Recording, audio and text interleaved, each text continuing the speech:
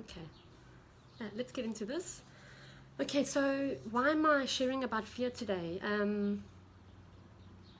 Well, I think fear is more and more part of our lives, even though we don't like that. And it's come to my awareness with people that are close to me and that I love very much, that they're being drawn into fear. And although I can see the potential of their lives and of their hearts, they cannot see this, okay? And you probably experience this sometimes as well. When you're locked in that fear, you won't be able to see outside of your problems, okay? So let's go through the list that I put in my post today on ripple effect. Understanding fear. So what is fear and where does it come from? If you understand the brain and how it works, fear is actually wired into our brains. Our brains are wired so that they can protect us from things that are potentially harmful. Now, back in the day when we were cavemen and hunting for our food and protecting ourselves with spears and fire and things like that, fear was a very important form of self-protection, okay, and survival against any potential threats, and that is from saber-toothed tigers to the weather, natural circumstances. You know, even a normal winter, freezing winter, could have killed people in those days. So that's understanding fear, and that it's in our modern times now that fear chemical, that fear wiring that it's in our brain, makes part of the reptilian brain, okay, and that gets triggered still today when you are feeling threatened and when you are feeling that you have to go into survival mode. Okay, now these days we don't have any saber-toothed tiger to protect ourselves from, okay, and so the fear that we experience every day come from other things, come from your conditioning as a child, from your upbringing, the way you were brought up, and what fears were instilled into you from your environment, okay. Another thing is that stress is a form of fear as well, and we get bombarded daily by the news with fear messages, you know, instilling fear into your neurology and into your mind and into you. It's just a constant bombardment of fear all the time. So this is sort of like a chronic fear that it's a little bit under the radar, but it's there, and it's stopping you from making the decisions from a place of confidence and a place of empowerment, you know, and towards the life that you really want. Okay, if you have any questions, please type them in the comments. I'll be happy to answer after the live, and maybe we can connect in person. Let's go to number 2, how to identify fear in your life. This is not very hard, actually. If you find that you need to make a decision in your life and you're sort of crippled to decide and you're not sure what to decide, your lack of decision making at that time is fear, you know. Okay, granted, some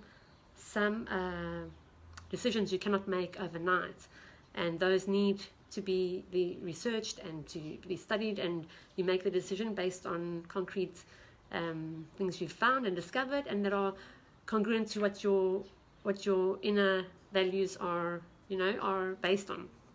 Okay, so stress is a sign of fear in your life. Not being able to make decisions on your own is a sign of fear in your life. Not trusting your intuition, okay? If you're not able to trust yourself on the decisions that you make, even if they're the wrong decisions, if you cannot trust yourself, that's a form of fear in your life, okay? What else? Phobias, obviously, it's a very obvious fear, and probably unwarranted fear, okay? To be petrified of a spider and you think it's going to kill you, that is an unwarranted fear, okay? And that is something that always is instilled in you from your childhood, okay? What else? How else could you identify fear in your life? Basically, you know, if you're not feeling, hi Carrie, if you're not feeling comfortable in your space, you know, in your home, if you're thinking about what you don't want in your life, if you're focused on things like I don't want to land up on the streets. I don't want to land up like my parents. I don't want to end up being overweight. Those are fear-based thoughts, okay? And that you're nurturing fear inside of your mind and inside of your body. So you don't want that, okay? Let's go on to the next one. Why does fear still pop up in your life? Well, it pops up in your life because of your conditioning, okay, and what you're constantly focusing on. And it also pops up in your life so that you can push through to your breakthroughs. Sometimes you might be longing for something so badly in your life, for a change, that it'll come along and you'll be so scared to take that next step that fear might stop you. Okay, that's happened to me, and I'm speaking from experience here. On a couple of times in my life where I knew I needed to take that next step, fear, if I had followed my fear, I would never have taken that step. Okay, so knowing what I know now, I'm reaching out to you and telling you that let go of that fear, latch onto your love, latch onto your heart's energy, and that will guide you to the next right step. Okay, I've got many examples in my life, from doing my training in Dubai, from resigning from my 15-year-long day job, to staying home with my kids, to following my dream life. Okay, there was a lot of fear all around those, and I'm very, very glad I didn't follow the fear and I followed my heart. Okay, but it's scary. Changes are very scary, and that's why fear can be a good thing, because it's showing you that you're ready for a new step and you're ready for a breakthrough. And staying in your comfort zone, it will be more painful for you than actually stepping through that fear and following onto your next step. All right? Does that make sense? Okay. Let's go on to the next one. The importance of fear. Okay, we tapped in on that just now. Fear shows you when you're ready for a breakthrough, and it's your time. Okay. Another thing that's important about fear is that you're alive. It's showing you that you're alive, okay? When you're in fear mode, it's proof that you're alive, but it's not a good place to stay in, so that you can just quickly shift out of that and move back into a resourceful state, okay? Love and courage and joy. Recognize your fear and say, thank you, and you can go now, okay? And just trust that everything will be okay, whatever is happening around you. Thank you, Carrie. Thank you so much. The next thing that I had on my list to cover with you guys is the importance, we covered that, fear, children, and the future. So if you have children, if you're following this and you're a mom or a dad or an auntie or a granny, you can probably see when fear creeps up into the children around you. And covering what I said about the fears being built into your mind and into your wiring based on your conditioning, based on your upbringing as a child, and based on your environment, you can see how important it is to raise our children and to treat and co-respond and interact with our children not in fear, and in love and in light and in courage, okay? And that is aligned with their truth. No child is born into this world with fear as their blueprint, okay? We're brought into this world with a blueprint of love, with a blueprint of joy, with a blueprint of extreme higher divinity, and that's we have a right to pursue that, and we have a right to nurture that in our lives, okay? So with children, when our children are, I'll give you an example, okay? My little boy, he's 6 now, nearly 7.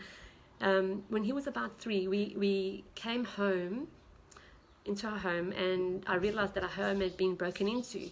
And it was my first experience of the actual, break-in, and it was a bit scary for me. But in that moment, I realized that, okay, I have a choice now.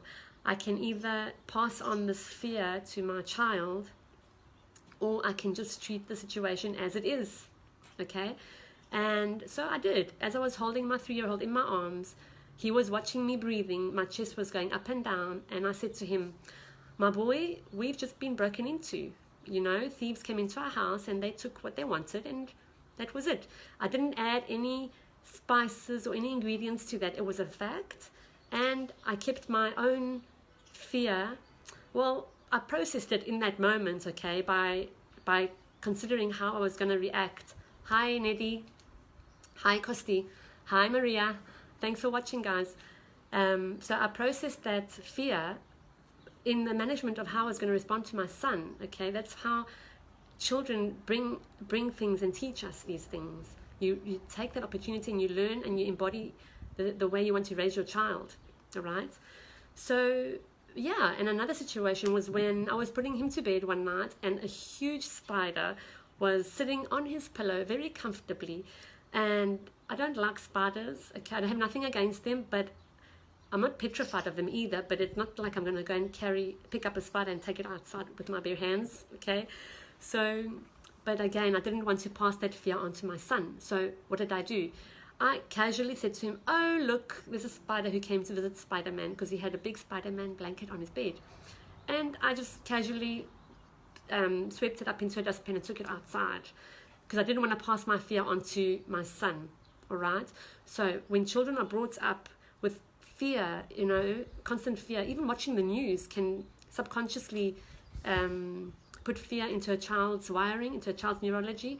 So switch off the news when you're with your kids, okay? Don't expose them to that sort of subconscious imagery, because it's getting loaded into their neurology, and they don't realize it, but it's happening, okay? And they're becoming fearful of certain things that are happening in the world and in their local environment, okay? They pick up on these things. So, and basically, so if you're conscious about your child and how you're responding to them in situations which could be fearful, you are basically building their future, you know, and empowering them with a choice. When they become adults, they will have a choice whether they decide to be fearful or not in certain situations. And with you modeling that, they will be better prepared, okay? So that is about children. The next one is why it's important to remove old patterns and replace them with new ones. We just covered that as well. So if you have old patterns of fear in your life, maybe as a child you were told that you're shy, or that you've got a very low self-confidence. How is that playing out in your life now? Okay, how limiting does that make you in your choices with your job, with your career, with your partner in life? You know, if you're shy, if you believe that you're shy, that will make you fearful of taking a bold step, you know, socially or career-wise. Can you see where I'm going with this? So the removal of old patterns is crucial to be able to put new patterns in to make for the next step, okay? Let me put it another way of explaining this to you. Imagine your subconscious mind is the motherboard of a computer, okay? And on that computer you have certain software that you need to create a PowerPoint slide, let's say, for example. You cannot write that PowerPoint slide from Excel, okay, or from Word. You need the software of PowerPoint to run that program, okay? So your subconscious mind is the motherboard. The programs running in the background are your beliefs and your values and your needs and things, your conditioning, okay? Your limiting beliefs and everything that's been downloaded onto your subconscious mind, onto your program from your experiences, right? So in order for you to change that, in order for you to start, say you got a goal about, what can I say? I wrote something down here. Let me just look at that.